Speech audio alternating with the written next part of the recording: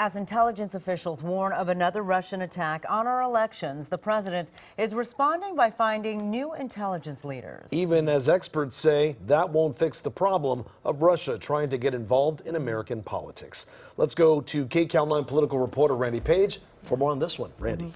A really interesting story, and it's worth noting that there are two important facts in the New York Times report which broke this story. First, intelligence officials told House lawmakers last week that Russia is trying to help Donald Trump get reelected. And second, the president is furious about the briefing. Put those two things together, and one former CIA director calls it a national security crisis. I, Donald John Trump, do solemnly swear. Ever since his inauguration, President Donald Trump has made it clear how he feels about the notion Russia interfered in the 2016 election in order to help him. You know who got me elected? I got me elected. Russia didn't help me at all. I call it the Russian hoax. It's a hoax. And they use that as an excuse for losing the Electoral College. Russia did not help me. That I can tell you, okay? So it may not come as a surprise that the president reportedly blew his stack when he learned the director of National Intelligence's top staffer on election security, Shelby Pearson, told members of the House Intelligence Committee, including Burbank Congressman Adam Schiff last week, that Russia is at it again, this time trying to help President Trump get reelected in 2020.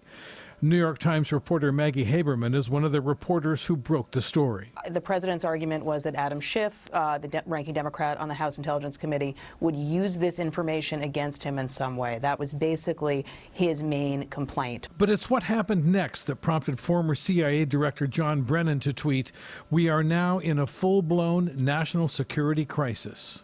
That's because a few days after the House intelligence briefing that made Trump so angry, President Trump replaced his acting director of national intelligence, Joseph Maguire, with a man with no military or intelligence experience, Ambassador to Germany Richard Grenell, who was known to publicly praise the president, often using the president's own words.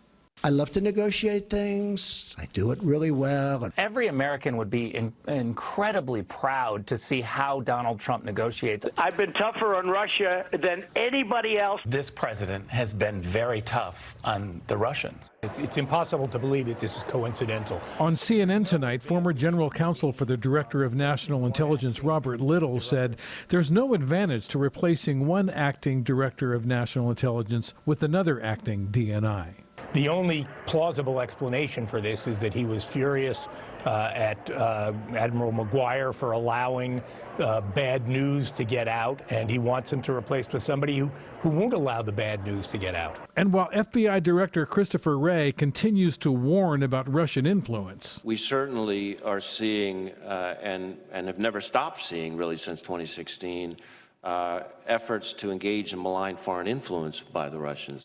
there is concern tonight the White House will keep lawmakers in the dark about Russian interference in the 2020 election that is now just 9 months away. The way that you neutralize disinformation, which is what Russia does, is to expose it, to make people aware. And so you need this communication flow. You need members of Congress and ultimately the public to know that this is what's going on. Or, as former CIA Director John Brennan puts it, by trying to prevent the flow of intelligence to Congress, Trump is abetting a Russian covert operation to keep him in office for Moscow's interests, not America's. Okay, Congressman, is there any evidence that Trump tried to keep this briefing from any of you?